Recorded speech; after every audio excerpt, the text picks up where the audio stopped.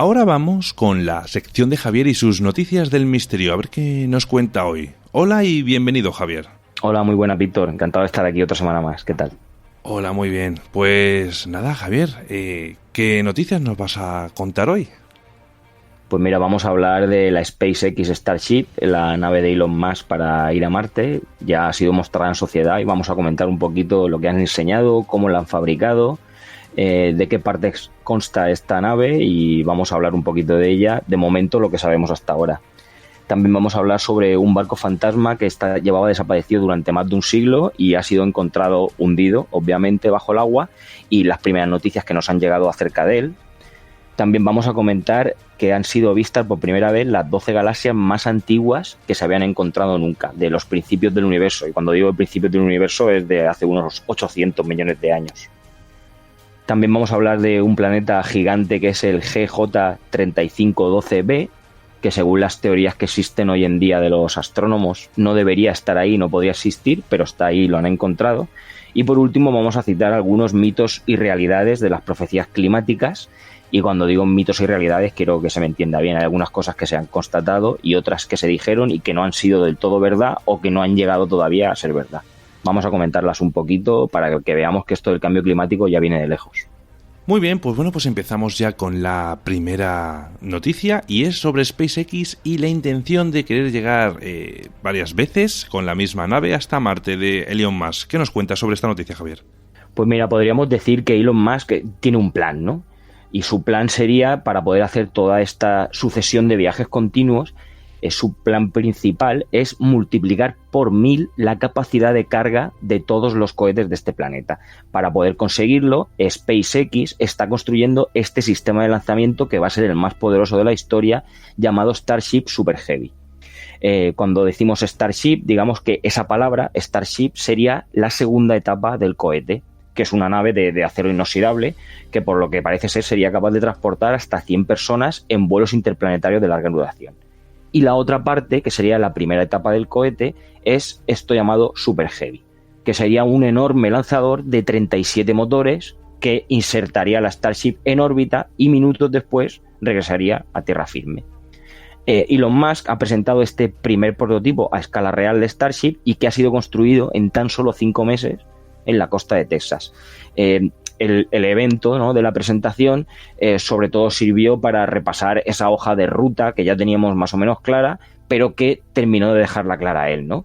Que SpaceX va muy en serio con sus planes de llevarnos a Marte. Y estos planes hoy en día, digamos que de momento ahora mismo son más tangibles que nunca. Los dos primeros prototipos a escala real de este Starship, que son llamados Starship Mark I y Starship Mark II, se han estado construyendo simultáneamente en Boca Chica, en Texas, y Cabo Cañaveral, Florida. Han sido dos equipos independientes de SpaceX los que compiten, ¿no?, por llamarlo de alguna manera, no solo por la producción y la optimización de esta Starship, sino por ser los primeros en lanzar una misión orbital con la nave y más adelante una misión tripulada. Hablando en sí de la nave, podemos decir que Starship mide unos 50 metros de largo por unos 9 de diámetro. De por sí ya, solamente hay que ver alguna foto, nos damos cuenta de que es muy grande y esto solo es la etapa superior del cohete. Sí que es verdad que tiene un aspecto un poco tosco y, como ya te he comentado fuera de micrófono, es como si lo hubieran hecho unos chatarreros aficionados, ¿no? Que se me entienda bien, ¿no? Porque aunque realmente esto no es casualidad, ¿no? Porque sabemos que SpaceX lo que ha estado construyendo con estos prototipos de Starship ha sido sin financiación de la NASA, al aire libre y ahorrando costes como máxima prioridad. Las instalaciones de la compañía en Boca Chica, realmente si la gente las busca por internet se dará cuenta de que parecen un desguace. No hay edificios, no tienen absolutamente nada, está en mitad de la nada, apenas hay una carpa.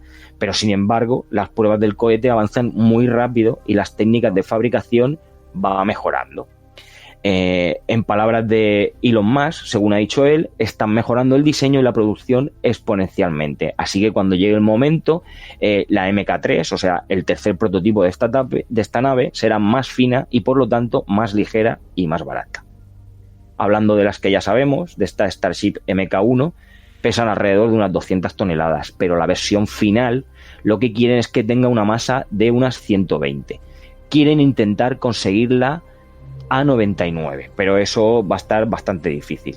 La nave tiene una capacidad de carga de unas 150 toneladas y 1.200 toneladas de combustible, y lo que sí tendría es una arquitectura de motor muy diferente a la del Falcon 9. Hay que recordar que el Falcon 9 es un cohete de 2 etapas que está impulsado por oxígeno líquido y queroseno para cohetes densificado. No obstante, en la etapa Super Heavy, lo que es esta etapa Super Heavy, lo que convierte a Starship en el cohete más poderoso del mundo. El propulsor va a medir unos 68 metros de largo por 9 de diámetro y tiene capacidad para unas 3.300 toneladas de combustible.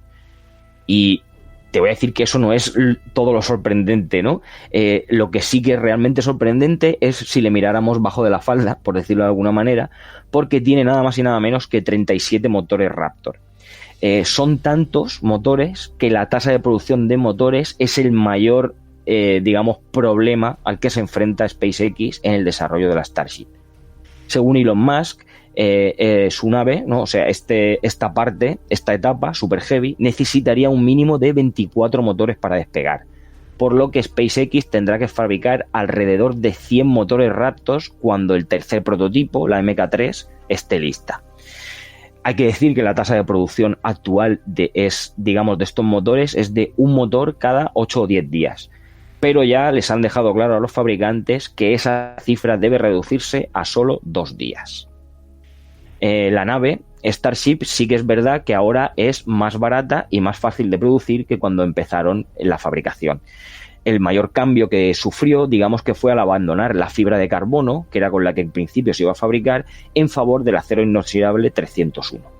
Sobre todo por el coste, ¿no? Porque cada tonelada de fibra cuesta alrededor de $120.000, mientras que el acero inoxidable cuesta $25.000 por tonelada y además podría moldearse con mayor facilidad, incluso al aire libre. Además, según han dicho ellos, en Marte podrían modificar este acero sin problema. El inconveniente del acero es que tiene que enfriarse.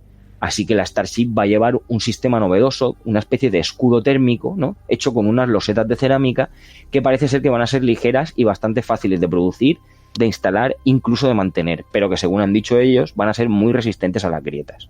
Además, el cohete va a enfriar partes críticas del fuselaje con unas microperforaciones en el acero que van a filtrar propelente a baja temperatura desde el interior. Sí que es verdad que el abaratamiento de los costes solo sería, ¿no?, una parte de la historia, ¿no? Porque gran parte de la sencillez de esta nave, de Starship, está en su manera de volar. La nave cuenta con 2 alas traseras y con otras 2 superficies delanteras, con otras 2 alas de control, digamos, en la superficie delantera que se usan para planear durante su reentrada a la atmósfera. Digamos que Starship caería a la Tierra por su propio peso y lo haría en horizontal, más o menos, para que nos hagamos una idea todos, como un paracaidista. Lo verdaderamente increíble, ¿no?, sería que no necesitaría encender sus motores para ponerse en vertical, porque no los necesitaría, hasta que lleguemos a un momento crítico, que es a unos 2 kilómetros de suelo. Parece que el propio empuje aerodinámico hace que la nave reduzca su velocidad a menos de 250 kilómetros por hora y necesitaría muy poco combustible para aterrizar. Lo que sí es verdad es que para vuelos de larga duración necesitaría repostar en el espacio acoplándose a una estación espacial en órbita antes de partir. Este primer prototipo, Starship Mk1, hará su primer vuelo de prueba en alrededor de 2 meses. Han dicho entre 1 o 2, pero yo creo que serán más bien 2. Y si todo sale bien, alcanzará unos 20 kilómetros de altura y aterrizará sobre sus 6 patas en la playa de Boca Chica. El segundo prototipo, Starship Mk2, terminará de construirse en un par de meses en Cabo Cañaveral. Los otros 2 prototipos que están en fabricación, o que se van a fabricar, que son el Mk3 y el Mk4, van a tardar entre 4 y 5 meses en ver la luz. Una vez que cada equipo de estos que te he comentado, que hay como varias facciones en SpaceX, tenga sus naves montadas, empezarán a construir esos gigantescos propulsores Super Heavy para hacer los primeros vuelos orbitales. El primer viaje no tripulado de Starship Super Heavy a la órbita terrestre podría suceder en unos 6 meses, si hacemos caso a las estimaciones de Elon Musk. Va a ser el primero de muchos, porque dicen que Starship está diseñada para volar hasta 4 veces al día, y el Super Heavy puede hacerlo 20 veces. De ahí que Elon Musk hable de multiplicar por 1000 esta capacidad espacial. Starship es el primer sistema de vuelos espaciales diseñado para despegar, orbitar, aterrizar, repostar y volver a despegar en un tiempo récord. Así que el objetivo de todo esto, según el empresario, es que nos convirtamos en una especie interplanetaria antes de que el Sol se expanda y nos mate a todos, según ha dicho Elon Musk. Yo podría decir a todos o a todos aquellos que sigan vivos dentro de millones de años, ¿no? Así que Starship podría llevarnos incluso a Saturno si quisiéramos, pero el bueno de Elon dice que cree que nuestra prioridad debe ser establecer una base científica en la Luna para luego centrarnos en construir una ciudad autosostenible en Marte. De hecho, es que lo tiene todo pensado, porque dice que cuando estemos allí nos moveríamos en Teslas, que no necesitan aire, y fabricaríamos combustible para el Starship con paneles solares. Así que estaremos atentos a los próximos vuelos y a las próximas presentaciones de este proyecto de Elon Musk.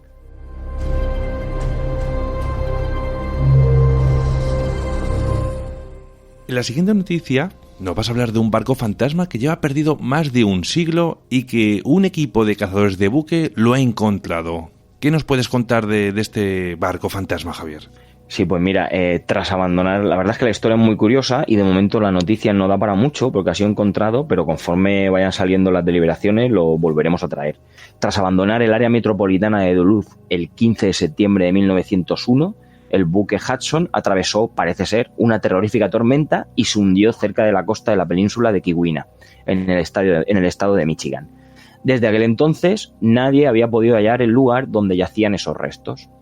Esta falta de conocimientos, obviamente, generó rumores de que el buque fantasma, por llamarlo de alguna manera, seguía navegando en las aguas del lago superior. Y con el paso del tiempo, este naufragio pues cayó en el olvido, como suele pasar con este tipo de barcos, hasta julio de este mismo año, de 2019.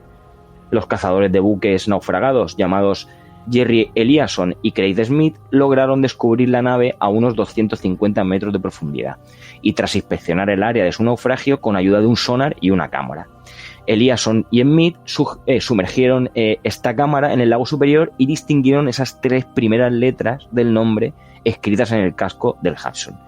El buque, que medía alrededor de unos 87 metros de eslora, fue construido en 1888 y estaba considerado entonces como uno de los más veloces de la época. Lo que sabemos del Hudson es que zarpó en su último viaje el 15 de septiembre de 1901 lleno de trigo y de lino. Una tormenta empezó cuando el barco pasaba cerca de las Islas Apostel y a la mañana siguiente los guardafaros de la ciudad de Eagle River vieron el vapor que se elevaba sobre la zona. Hasta ahí es lo que tenemos, desaparición. Los informes de aquella época conjeturaron que esos 25 tripulantes del buque habían muerto a raíz del naufragio.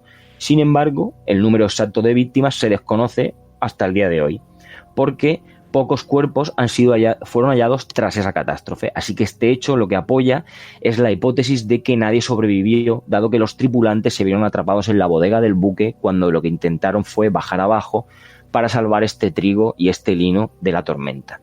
Así que también vamos a estar atentos a esto, a ver qué pruebas y qué nos demuestran estos cazadores de buques cuando lo investiguen un poquito más y empecemos a tener más pistas de lo que le pasó a este barco, sobre todo a ciencia cierta.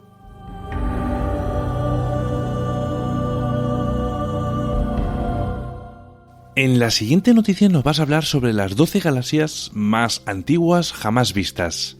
¿De qué se trata estas 12 galaxias? ¿Cuáles son? Pues sí, mira, Víctor, como bien has comentado, son las 12 galaxias más antiguas que jamás se habían visto. Se supone que nacieron cuando el universo tan solo sumaba unos 800 millones de años. Esto es un anuncio hecho hace pocos días en Japón con base a una investigación del Observatorio Astronómico Nacional coordinada por Yuichi Harikane. Este cúmulo, definido como cúmulo de galaxias en formación más antiguo, digamos que está a una distancia de la Tierra de unos 13.000 millones de años luz. Ha sido denominado como Z66 OD y las galaxias están 15 veces más concentradas de lo esperado, según explicaron los expertos. También forman parte de él, si bien en posición descentrada, una estructura gigante gaseosa ya descubierta en 2009 y denominada Himiko en honor a una soberana del antiguo Japón. Los autores de la investigación las identificaron a través de los telescopios Subaru, Keck y Gemini que se encuentran en la cima del volcán Mauna Kea en Hawái. Algo que sí que ha sorprendido a los expertos es la intensa producción de estrellas producidas en este cúmulo primordial, que es como lo han llamado, como ya te he comentado, Z66 OD. lo que es 5 veces más grande que las de otras galaxias de masa y edad similar, y probablemente esta gran masa del sistema le ayudaría a retener grandes cantidades de gas, que es la materia prima para la formación de estas estrellas. El descubrimiento, hay que decir, que todavía no tenemos muchos más datos, porque ya te digo, es de hace unos pocos días, el descubrimiento de este cúmulo, del Z66OD, lo que sí que va a hacer es ayudar a comprender cómo se formaron los actuales cúmulos de estrellas. Y según explicó el científico jefe, Harry Kane, se trata de unas extrañas estructuras caracterizadas por una densidad extrema, que son consideradas las progenitoras de los actuales cúmulos de galaxias. Así que otra cosa más que tenemos que mirar en el cielo, y otra cosa más a la que vamos a estar atentos, porque cuando descubrimos este tipo de cosas, siempre nos explican cosas que tenemos más cercanas, pero que todavía no habíamos sido capaces de entender. Así que otra noticia para seguir de cerca y que traeremos cuando se vaya actualizando.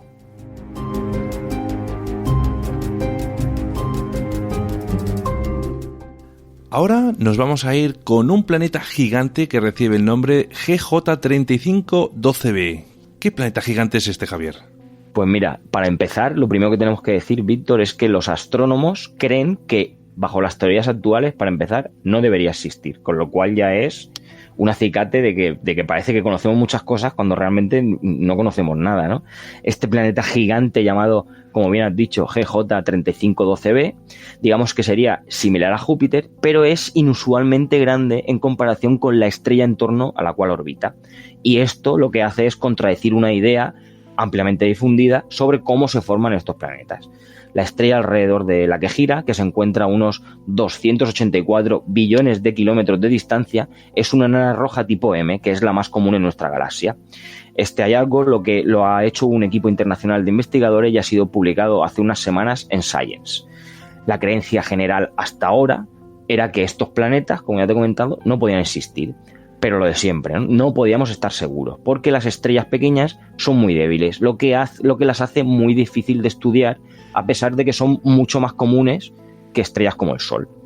Pues bien, los investigadores utilizaron, tanto en España como en Estados Unidos, sus telescopios para rastrear las aceleraciones gravitacionales de esa estrella, potencialmente causadas por planetas que la orbitan.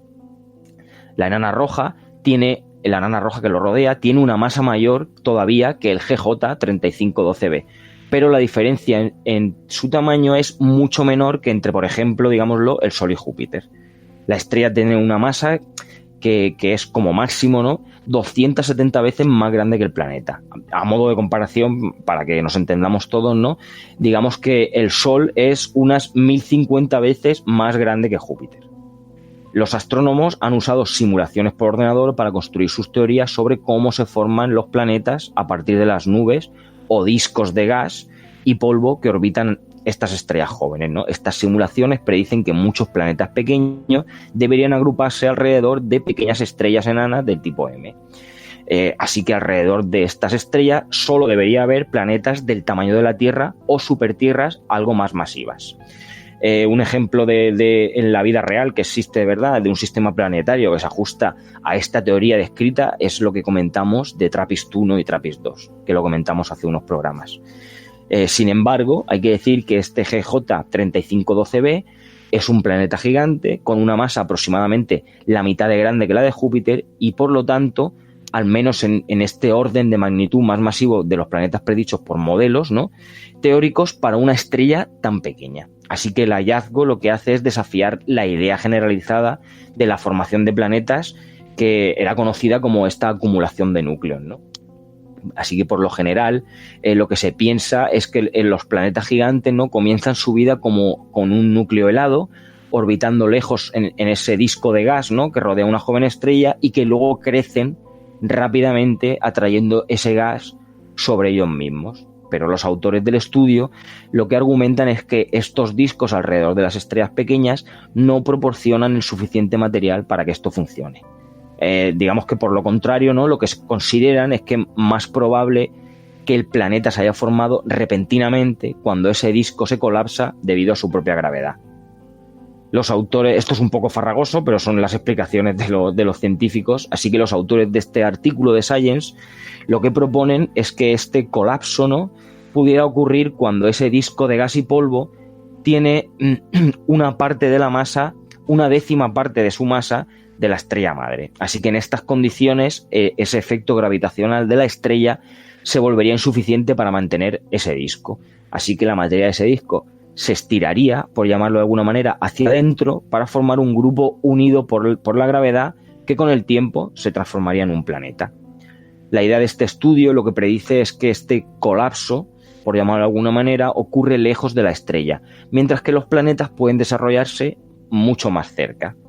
Este planeta, GJ 3512b, tiene una órbita ovalada de unos 204 días alrededor de su estrella. La mayor parte del tiempo, la distancia entre este planeta y su estrella es menor que la que hay entre Mercurio y el Sol.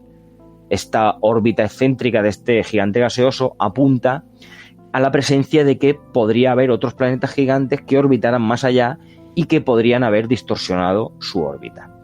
Así que según, y cito textualmente lo que dice uno de los estudios, uno de los científicos, es que con GJ 3512b ahora tienen un candidato extraordinario para un planeta que podría haber surgido de su inestabilidad alrededor de una estrella con poca masa. Este hallazgo nos va a llevar a revisar nuestros modelos. Como siempre que encontramos algo, Víctor, siempre acaban con esta frase, ¿no? Esto nos va a llevar a revisar nuestros modelos. Tantas cosas que se creen ciertas y que tienen sus propias teorías, que un día por un avistamiento se va todo al garete y nos lo tenemos que volver a replantear todo otra vez. Así que aquí estaremos esperando a ver qué noticias nuevas nos traen y cómo cambian esos modelos.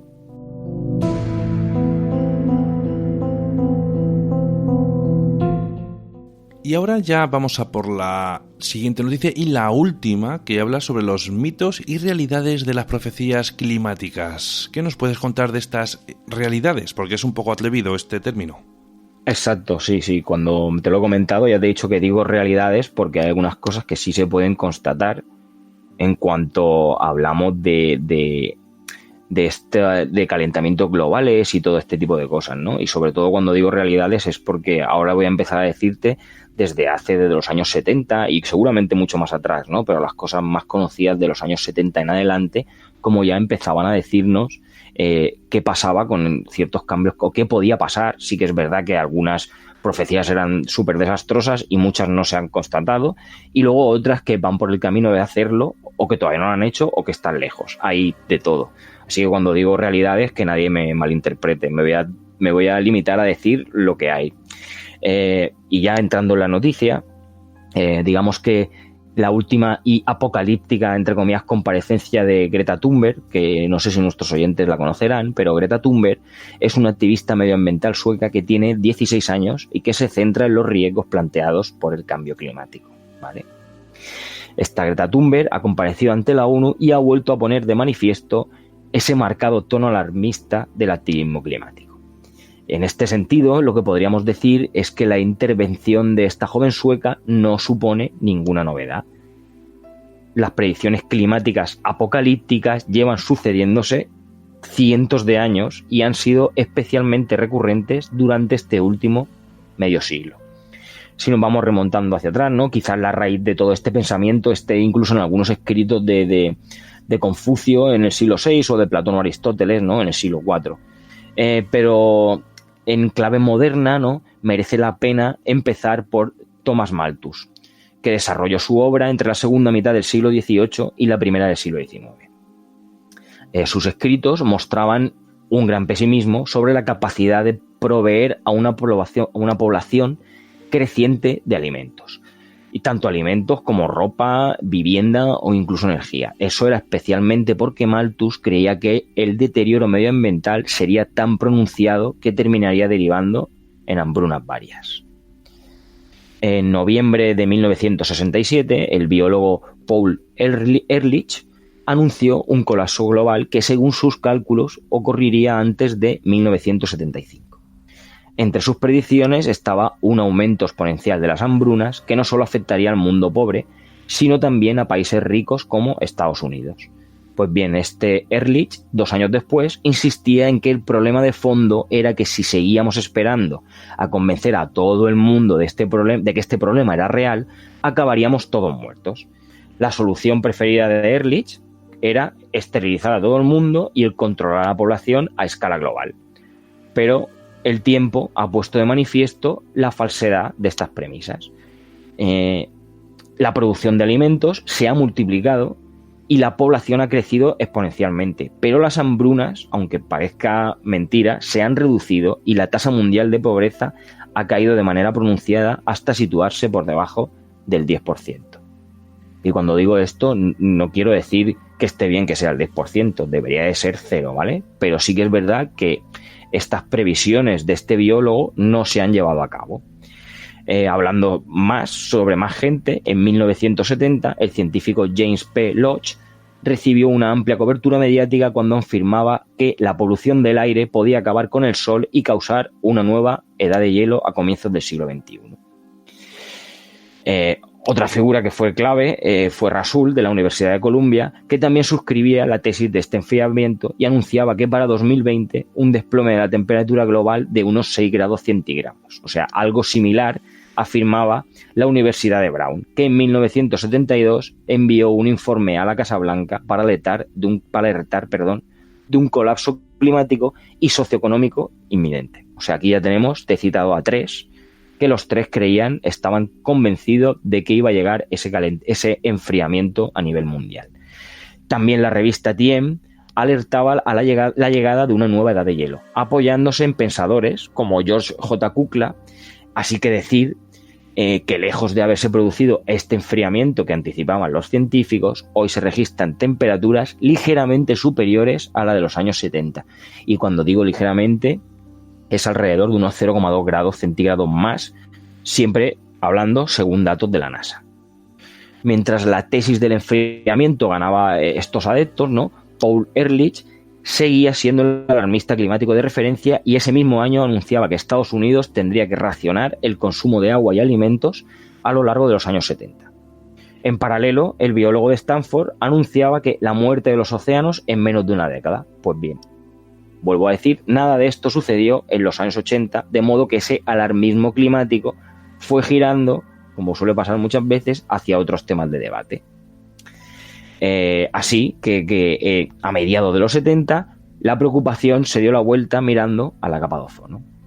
El profesor T.M. Donahue de la Universidad de Michigan compareció ante el Congreso para afirmar que nada se podría hacer para prevenir el ensanchamiento del agujero de dicha capa.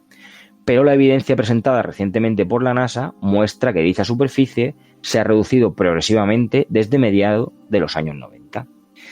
De igual modo, en los años 80 ocurrió también algo parecido pero con la lluvia ácida, hasta el punto de que los gobiernos de Estados Unidos y Canadá se comprometieron a estudiar la incidencia de dicho fenómeno en los bosques de Norteamérica.